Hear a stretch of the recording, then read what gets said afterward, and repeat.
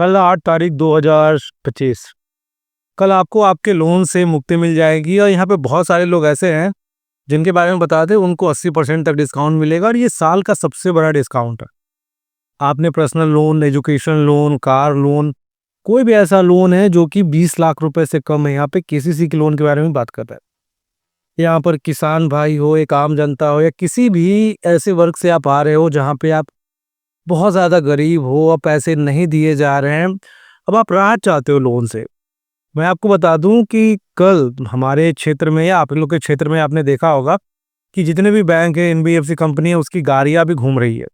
उसमें ये अनाउंस किया जा रहा है कि कल 8 मार्च 2025 को आपके नज़दीकी तहसील में राष्ट्रीय लोक अदालत का गठन किया गया है। जिन व्यक्ति का लोन है, जो अपने लोन को नहीं चुका रहे हैं, सभी एनपीए धारक, मतलब आपका लोन अगर एनपीए है तो आप जाके राष्ट्रीय लोक अदालत में अच्छा खासा डिस्काउंट रजिस्टर करा सकते हो और आपके लोन में राहत मिलेगी, आपके लोन को माफ किया जाएगा और आप जो कर्ज के दलदल से जूझ रहे हो उससे बाहर निकल जाओ। सबसे पहले मैं आपको बता दूं, आज के वीडियो में मैं बस उन लोगों से बात करना चाहता हूं जो इस कर्ज के दलदल में फंसे हुए हैं और अब इससे राहत चाहते हैं।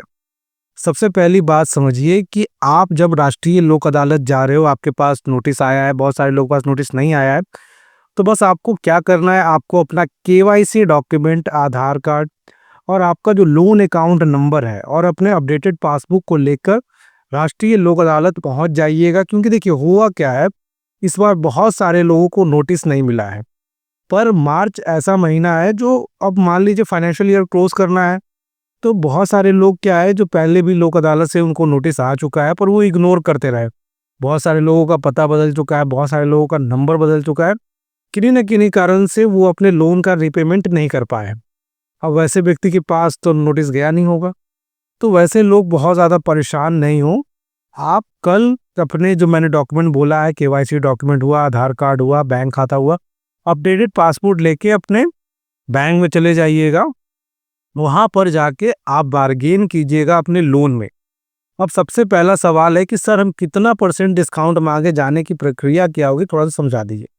अब बहुत सारे लोग जो नहीं जा रहे, उनको ये डर लग रहा है अगर वो जाएंगे तो उन्हें जेल में डाल दिया जाएगा। ऐसा कुछ नहीं होता। देखिए, राष्ट्रीय लोक अदालत का जो गठन होता है ये समझौते के लिए होता है कि आप वहां पे जाते हो, आपके और आपके लोन के बीच में जो भी कंफ्यूजन होता है उसके बीच में समझौता होगा। मान लीजिए बहुत सारे लोगों को नोटिस आया, उसमें अमाउंट जान के भी, या जिनके पास नोटिस नहीं है वो इस डर से नहीं जा रहे कि उनका 2 साल पहले लोन लिया गया था, अब दे नहीं रहे, बैंक वालों ने बहुत ज़्यादा ब्याज पेनल्टी लगा दिया होगा, अब उसका रीपेमेंट होगा तो होगा कैसे, क्योंकि अब कल लोक अदालत है। तो एक बात समझिए, आप पे कितना भी ब्याज लगा हो, कितना भी पेनल्टीज लगा होगा, पर यहाँ पे ज़रूरी क्या है कि बैंक को पैसा चाहिए। बैंक को पता है कि जो पैसे हम मांग रहे हैं वो पैसे रिकवर नहीं होने वाले हैं, तो बैंक अब वो पैसे मांग रहा है जो रिकवरेबल हो सकता है, जिसका रिकवरी संभव है। उसमें क्या होगा, कुछ डिस्काउंट आएगा और ये डिस्काउंट मैं आपको बता दूं 80% से लेके 50% के बीच में आएगा। डिपेंड करता है कितना पुराना लोन है,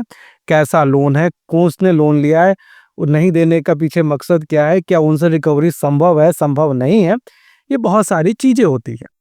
अब मान लीजिए बैंक आपसे अगर नहीं रिकवर कर रहा है, तभी तो लोक अदालत में समझौता कर रहा है, तो ये चीजें होती है। अब बहुत सारे लोगों का कंफ्यूजन है कि सर मेरे पास अभी पैसा नहीं है।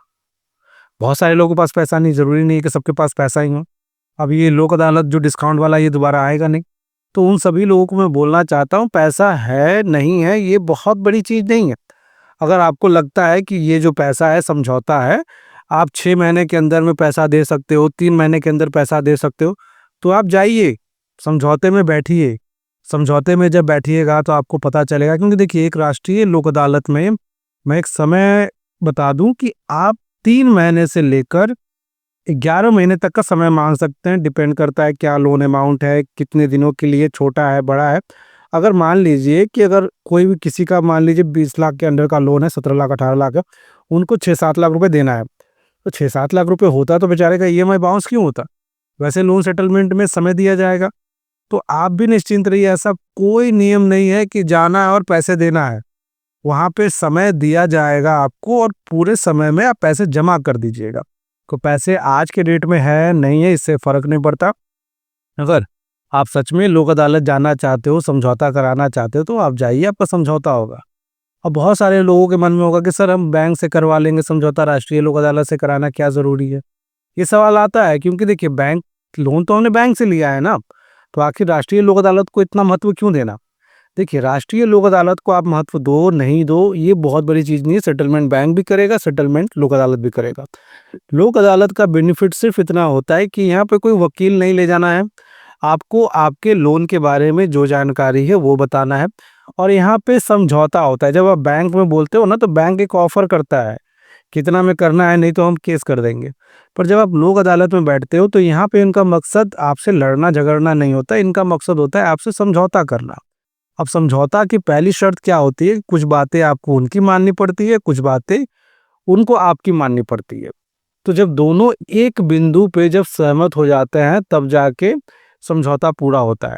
और जब समझौता पूरा होता है और दिए गए तय समय पे जब आप उनका पेमेंट कर देते हो, आपको एनओसी जारी मिल जाता है और ये जो समझौता है, ये दोबारा तोड़ा नहीं जा सकता। मान लीजिए आपने एक लमसम अमाउंट पे जो उनका तय पैसा था उन्होंने लौटा दिया।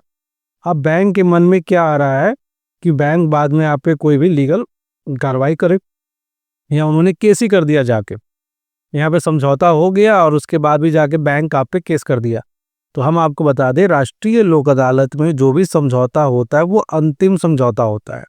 इसके बाद कोई भी बैंक हो, एनबीएफसी कंपनी हो, दोबारा आप पे केस नहीं कर सकता, यहाँ तक कि सुप्रीम कोर्ट में भी नहीं लगता है। जो फैसला हो गया, उस फैसले पे आपको देना है। हाँ, ये ज़रूर है कि बैंक मुकर नहीं सकता, पर आपके पास ऐसी स्थिति आ जाती है कि हमने उस समय किसी ने हमें बोल रखा था कि हम पैसे दे देंगे, तुम समझौता कर लो, पर मेरे पास पैसा नहीं जमा हुआ। तो ऐसी स्थिति में कुछ नहीं होगा, वो सेटलमेंट कैंसिल होगा, जो स्थिति पहले थी वही रह जाएगी। इससे कोई फ़र्क नहीं पड़ता है कि अगर आपके तरफ से समझौता टूटता है। अब यहाँ पर देखिए एक गलती है जो अक्सर लोग कराते हैं। मान लीजिए देखिए आप गए राष्ट्रीय लोक अदालत गए, तो इस बात को मान के जाइएगा ये अंतिम राष्ट्रीय लोक अदालत नहीं है। इससे पहले भी लगा था, इसके बाद भी लगेगा और अगले बार भी मार्च आएगा। तो बहुत सारे लोगों के मन में क्या होता है कि सर हम इस बार राष्ट्रीय लोक अदालत चले गए और वहाँ पे समझौता नहीं हो पाया। आपको अगर सहमति नहीं है, जो वो अमाउंट अप्रोच कर रहे हैं, जो अमाउंट देने के लिए बोल रहे हैं, आपकी क्षमता नहीं है, आपको वो नहीं लगता है कि हमें वो अमाउंट देना चाहिए, चुपचाप ना बोल दीजिए। इसमें कहीं भी कुताही नहीं है, कोई भी शर्म वाली बात नहीं है। आपको नहीं लगता कि वो पैसे आप नहीं दे सकते, स्पष्ट रूप से ना बोल दीजिए।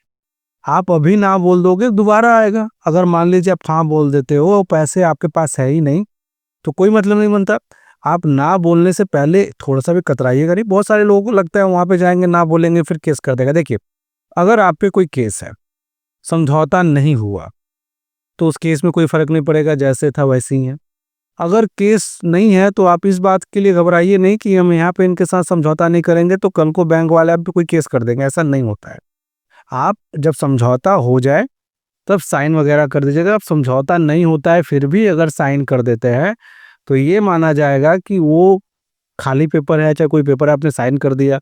बैंक ने 5 लाख का लोन था, 5 लाख की जगह पे 6 लाख लिख दिया, तो आपको देना पड़ जाएगा। क्योंकि जिस तरह बैंक भी दोबारा अपील नहीं कर पाता समझौते पे, उस तरह आप भी नहीं कर पाइएगा। आप अगर समझौते पे साइन कर दोगे, तो बैंक क्या करेगा, वही पेपर जमा कर देगा। तो मतलब क्या है, साइन मतलब क्या होता है कि आपने अपने बुद्धि विवेक से वो फैसला लिया है।